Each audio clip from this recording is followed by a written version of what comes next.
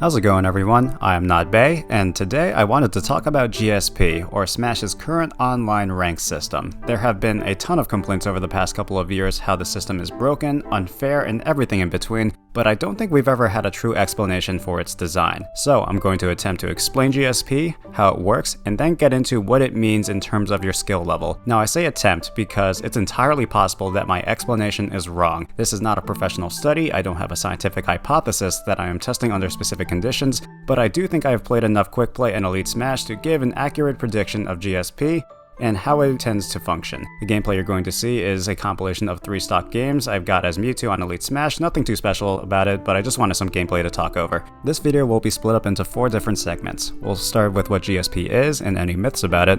Next, we'll look at the factors that do affect how much GSP you gain or lose. We'll then answer some common questions or complaints about the system and try to justify the decision making for it. And finally, I will give my very unprofessional opinion on GSP and whether I think it's a good system for determining skill or not. Okay, first off, what is GSP? For those of you who don't have Nintendo Online, GSP, or Global Smash Power, is Smash Ultimate's ELO system, which gives a number to every player and each character of that player. As you win matches, your GSP will increase for that character, and if you lose, you'll lose more GSP. The more GSP you have, the higher ranked you are, and if your GSP is among the top 5%, you will reach Elite Smash, a closed matchmaking system where the top 5% of players can play with each other. Sounds simple enough, right? Well, not really. There's actually a ton to unpack here and a lot of questions to answer. Alright, first and foremost, the way GSP was explained in Smash Ultimate's online showcase is now false. For those of you who don't know or remember, Nintendo stated GSP is the number of people you are currently ranked higher than. So if I, for example, had 2 million GSP, Nintendo would say I have higher GSP than 1,999,999 people. This may have been the case when Ultimate first came out, but as of patch 9.0.0, this is not the case anymore. In this patch, GSP for everyone was increased dramatically. In patch 8.0, my Mario GSP sat around 125,000, and after 9.0, it increased all the way up to 2.5 million. And by Nintendo's logic, my Mario went from being better than 124,000 people to over 2 million. Call me crazy, but I don't think that's possible in one patch unless 2 million people literally lost their thumbs. So GSP does not say how many people are ranked lower than you. It's literally just a number in Smash Ultimate's online system assigned to every player. Okay, so we understand that GSP is just an arbitrary number, but how does it work? Why do some GSPs increase and decrease by the thousands, while others change by a couple hundred? And why does it seem like I always lose more GSP than I gain when I win? These are questions that a lot of people have, and understandably so. It can be very frustrating to win 5 games in a row, lose once, and go all the way back down to your starting GSP.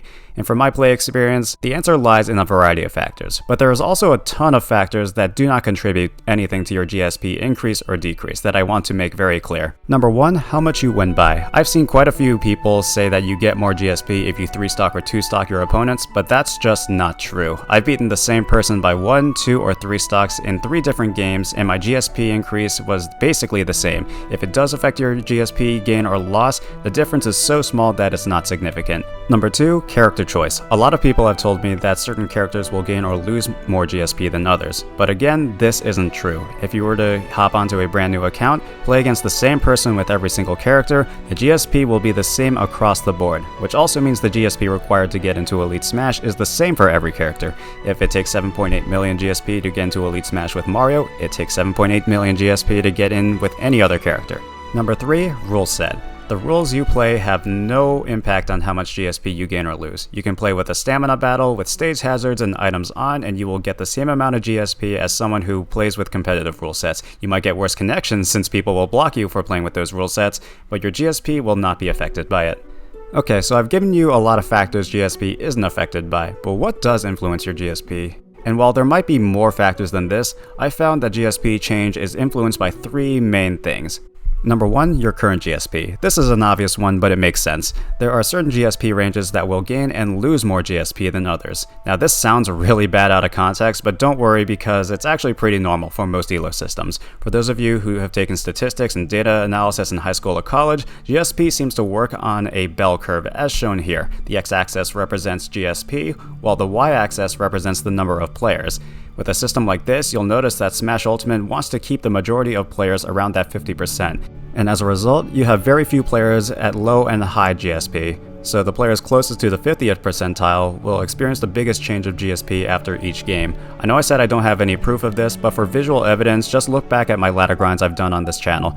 Every single time without fail, you'll notice I barely get any GSP for winning at lower numbers. It takes me an average of 45 minutes to get from 2 million to 3 million GSP, but after that point I start getting more and more GSP after each game, up until around 5 million, where the GSP changes starts getting smaller again. This is one reason why people barely gain 1,000 GSP while others gain the hundreds of thousands. Another factor that affects your GSP is number 2, your opponent's GSP. A lot of you might have already known this, but yes, your opponent's GSP does have an impact on how much you gain or lose. Generally speaking, this is how it works. If you play against someone with higher GSP than you will gain more GSP than average if you win, and will lose less GSP than average if you lose. If your opponent's GSP is lower than yours, your GSP gain will be less than average, while your GSP loss will be greater. The reasoning behind this makes sense in a vacuum. If your GSP is higher than your opponent's, the game assumes you are the better player, and thus expects you to win the game. And if you do win, you basically accomplish what the game was expecting, which is why you don't gain a lot of GSP. Conversely, if you lose against someone with a lower GSP, you lost when the game expected you to win,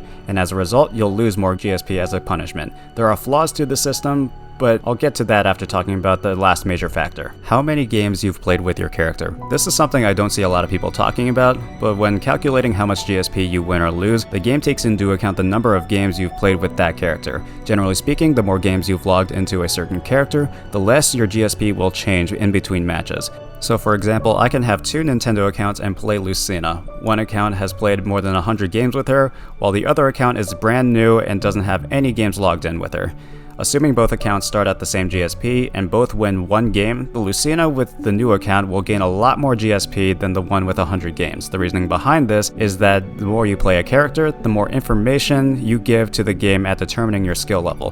Whereas if a person plays for the first time, the game will give and take away more GSP so they can get a better idea of where this person should rank amongst the rest of the players. Again, I don't have any concrete evidence, but if you want to see this in action, you can peep my Elite Smash Ladder Grinds playlist. Out of all the characters I've played so far, Sheik, Ganondorf, and Lucina had very few games played before I went to ladder grind them, and as a result those ladder grind sessions were significantly shorter, taking around an hour to complete each one, whereas Dr. Mario, Mewtwo, Incineroar, and Byleth all had a ton of games logged in before I decided to ladder grind, and those took anywhere from an hour 45 to up to 3 hours. The more you play, the less GSP you will gain and lose. Okay, so we've done some myth busting and have a basic understanding of what influences GSP, but there are a couple of common questions that people bring up regarding it, and I do want to address them because they are big turnoffs for people potentially interested in playing online. And the first one is, why do I lose more GSP than I gain when I win? This is a well-known fact about GSP, but for those who don't know, no matter what GSP range you're at, players tend to find that they lose more GSP than they win on average. My Mewtwo, for example, gets an average of 200 to 400 GSP every win, but loses 3,000 to 4,000 every time I lose. And while I did explain how GSP is calculated, this doesn't make sense to a lot of people, me included. Why should I win an average of 10 games for every loss? It seems extremely unfair, especially to those who are trying to get Elite Smash. Well, the best reasoning I can think of is to prevent GSP inflation. In case you haven't noticed, your GSP is constantly increasing regardless of how often you play. I don't really know the reasoning behind the increase, but basically as the game gets older, the higher the average GSP will be, and thus the higher GSP threshold to attain Elite Smash. So in an attempt to make sure this GSP number does not skyrocket, Nintendo's solution is to make losses more impactful than wins, because you're constantly getting GSP. But this raises an important question. If people know their GSP is constantly going up to normalize everything, why does losing that much more GSP still hurt? And the reason is likely due to loss aversion. Loss aversion is a concept and theory that suggests losses tend to hurt significantly more than wins feel good. So even if you win 10 games in a row, that one loss will sting much more than those 10 wins feel good. It's something that we experience in all aspects of life, whether it's losing a bet or getting rejected for a date. Humans tend to dwell on the losses more than we celebrate the wins, and we see the same thing in GSP. Which finally brings us to our last question, which is much more subjective, but is something that is commonly asked. Is GSP an accurate way to determine skill? Given all the information presented in this video, is this a good ELO system for new and veteran players? And in my opinion, assuming everything I've stated is true, in a vacuum, yes. GSP is a decent system for determining skill. The system wants to keep the majority of players around the middle GSP range. You tend to lose and gain less GSP at extreme ends, and the system values experience with your character to determine your true GSP. But the key word in my answer is vacuum. If you were to only look at this information, I think most would agree the system is at least serviceable. Where it falls apart is Smash Online's matchmaking system and netcode. Even if you have preferred rules turned on with only competitive stages, no items, 3 stocks, 7 minutes, there is still a chance you will get queued up against someone with stage hazards, items on, in a stamina battle. And while this is completely fine to play with that kind of rule set, the match is being played with what is generally considered as a casual rule set, and is something that is not skill representative since there are too many random factors. While the chances of getting matched up with those kinds of people are somewhat low, it still can happen. And this is really unfair for anyone trying to raise their GSP through competitive rule sets, which is the most common method. The other major problem that prevents GSP from being a great system is Smash Ultimate's netcode. Fighting games are very skill intensive in the sense that players do need the ability to react and press buttons with a specific timing and rhythm to be successful.